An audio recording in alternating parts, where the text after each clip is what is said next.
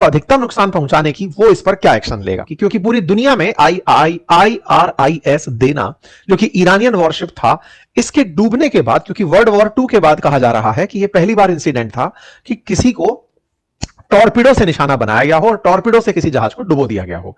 ये तस्वीरें जब बाहर निकल कर आई थी तो इसमें काफी हद तक ये लगा था कि अमेरिका भारत में आए किसी जहाज को, जो कि भारत में युद्धाभ्यास के लिए आया हुआ था, भारत के अंदर विशाखापट्टनम तट पर मिलान एक्सरसाइज चल रही थी, उसमें यह जहाज आया हुआ था और यहां से वापस ईरान लौट रहा था। तो अमेरिका इसका इंतजार कर रहा था कि एक बार भारत के पानी से बाहर आए और जैसे ही यह अंतरराष्ट्रीय सीमा में चलना शुरू हो, इसे निशाना बनाया जाएगा। ऐसे कयास लगाए जाने शुरू हुए।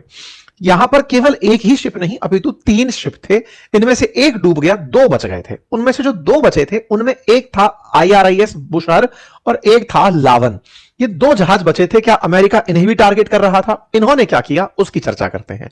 क्योंकि अल्टीमेटली इन जहाजों के गुजरते समय जब एक जहाज निशाना बन गया, तो बाकी बचे IRS लावन और IRS बुशर, जो भी इस एक्सरसाइज में प्रेजेंट थे, उन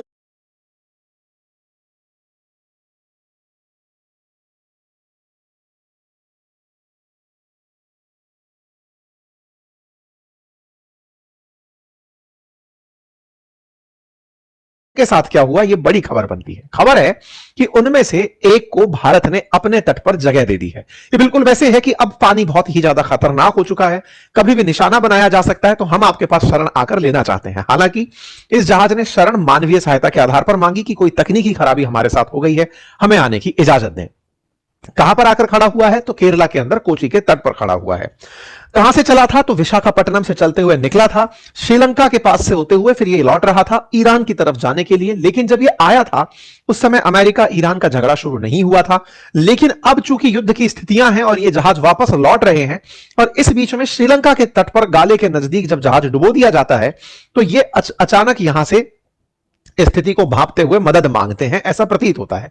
हालांकि जो बात बताई गई है वो ये कि 28 फरवरी के दिन ही IRS लावन ने भारत से मदद मांग ली थी। घटना 4 मार्च को हुई IRS देना के डूबने की, लेकिन लावन ने मदद 28 फरवरी को मांग ली थी।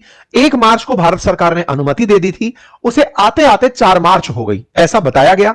लेकिन कोइंसिडेंस यह है कि 4 मार्च को सुबह IRS जो देना है वो डूबता है और शाम को लावन आकर के कोची बंदरगाह पर डॉक कर जाता है। लेकिन जो रिपोर्ट्स दी गई हैं वो ये कि ये पहले से मदद मांग रहे थे, हमने उन्हीं मदद के तहत इनको रुकने दिया है। लेकिन जो भी इस घटना को देख रहा है, ऑब्जर्व कर रहा है, उसको देखकर यह प्रतीत होता है कि जब देना की सुर्खी निकली कि वो डूब गया है,